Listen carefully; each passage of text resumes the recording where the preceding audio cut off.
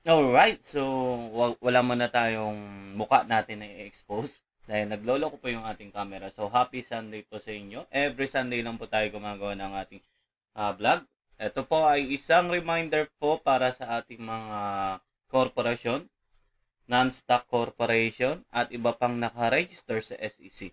So nag-email po sa akin ng SEC na nagre-remind po sila na i-avail na po natin yung SEC Amnesty Program na now to avoid the 1,900% penalty increase. Okay, so ibig sabihin, kung ito ay 25,000, babayaran mo lang tong 5,000 pesos only. Kung 100,000, ang inyong penalty, 5,000 pesos lang din po ito. Ito po yung kahalagahan ng amnesty program nila. So hanggang kailan ba ito? Until September 30, yung binigay po sa ating palugit na kailangan mag-file po tayo ng mga karagdagang mga documents po. Katulad po ng mga undertaking for FS and yung affidavit of amnesty. Yan po, na matatagpuan po yan sa sa SEC website. Or else, pwede po nyo pagbisitahin ng ating Facebook page, PGG Management. Ilalagay po natin yung form doon para at least ma-upload nyo po.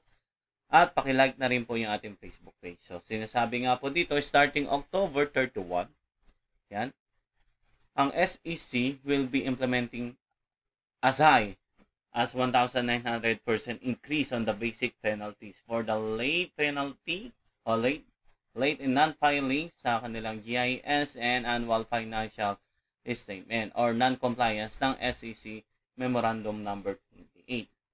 Yung sa MC28, dati 10,000 lang yan. Ngayon, tumaas na po ng 20,000. Ngayon, dati sa GIS 5,000, ang IFS is 5,000, nag-increase po ng 200% or 100% na naging 10,000, 10,000. Ngayon, binibigyan po tayo ng 5,000 pesos lamang kung tayo po ay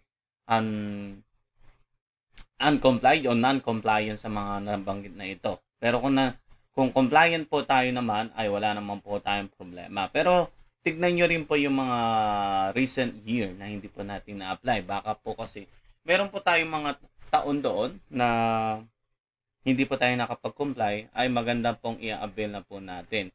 Ito po ay from the beginning of the life of the registration o yung buhay ng inyong korporasyon. Okay. Ito, i-compare po natin yung ito sinasabi, compare the versus current versus the proposed rates at a corresponding increase for the late and non-filing. Okay. So ito po yung proposal. Late filing for reportorial requirement domestic stock corporation is ayan, kung meron pong 0 to 100,000, ito po ay 500. Basic is 5,000 first offense, second offense 6,000, 7,000, 8,000, and 9,000. So, almost 900% po yung in-increase niya. Kapag nag-fifth offense. So, 100 to 500, di basahin niyo na po. Yan po yung example ng ating penalty for those late filing for reportorial requirements. Next, ito po yung basis naman po, fund balance and equity. So, dyan din po ang basic sa mga non-stock naman. Ito yung kanina is domestic stock. Ito po non-stock naman, 0 to 100,000 to 50 up to 9,000 din. So, ganun lang po kasi yan. Ganun po katindi ang increase ng niya, ng penalty. Sa mga hindi po nakapag-file, ito naman po, 0%, 0 to 100,000, 1,000 ang penalty ng current rates at no hanggang 5th offense ay tumaas po ng 18,000. From 10,000 basic hanggang 5th offense is 18,000. So medyo malaki talaga ang in-increase niya. Sa domestic non-stock corporation, yan po, from 500 to 18,000. Napakalupit po ng increase. Kaya dapat i-avail na po natin yung amnesty and maging compliant na po tayo. Kaya kailangan wala po tayong imimintis po sa filing o yung maging compliant po yung ating business sa SEC. Take note that the fines will be imposed for every late or non-submission of one report, which means that the late or not non-filing of your GIS, AFS of MC28 will incur separate penalties. So, separate po yan, ha? Pero sinasabi nga, don't worry, you still have until September 30 to avail of lower fines from SEC.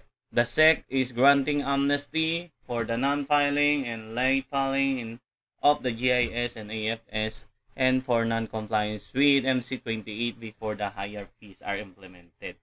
Only 5,000 regardless the penalties of your, kung ano kahit anong penalty, 5,000 lang. Okay? If your corporate registry has been suspended, babayaran nyo po ng 50% of your total fines and penalty based on the computation. So, kung sakali man ay mag-decide na po, pero dapat kailangan mag-decide na po tayo ngayon kasi meron lang tayong 20 days na i-avail po ito. So ito, sa akin galing ng email kasi nakapag-update na rin po ako ng aking company at mga hinahawakan pong kliyente. So ito lang ay step by step. Step 1, submit your MC28. Submit a corporation official and alternate email address based on the Annex D yan na makikita po sa form yan.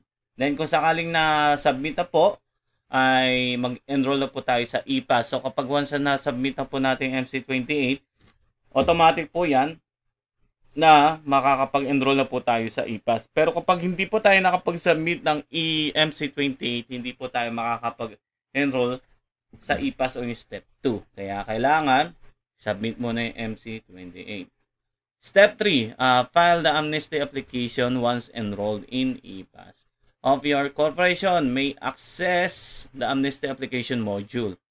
Okay, napakadali lang yan. Then submit latest GIS and AFS after paying the amnesty fee or petition fee in the case of suspended or on or before kahit bago pa ma-file yan. So yan, pwede nyo panoorin yung amnesty tutorial, then yung SEC memorandum number 9, yung mga penalties po yan. Ito po ay galing po sa email ko, ha.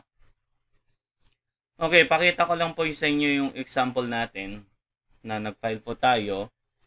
Ayan, kung tayo ay nagpa-file, dito lang po yan sa dalawa, AAA and USFS. Undertaking of submission, financial statement, application of availment of amnesty of fines and penalties. So, i-attach lang po natin yung ating PDF copy. Then, please take note na laging notary date ang ilalagay po ninyo. Okay? Wag po, ng December 31, 2023, wag po. Notary date po ang ilalagay po. Para hindi po ma-revert yung inyong mga file. Okay? Siguraduhin lang po yan, ha? Then, after that one, pwede nyo na pong i-file ang inyong latest GIS and FS. That's it. Hanggang doon lang. Then, makikita nyo naman, kapag na-submit yan, meron po tayong USFS na nakikita dyan. Okay? Yan. AFS. Okay. Ganun lang naman po kasimple. Yan. So, meron po ako sinabit dito na dalawa. Yan. USFS and AAA. So, ganun lang naman po kasimple ito. So, avail nyo na po yung amnesty bago po tayo ma-penalty or ma-revoke yung lisensya natin sa SEC. Hanggang dito na lang po yung ating presentation regarding on the reminders of SEC. Thank you. Thank you and God bless.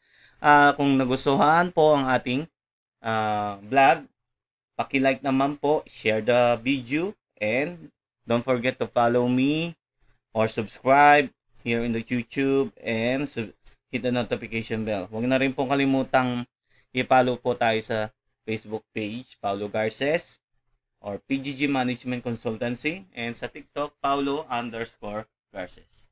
Thank you. God bless.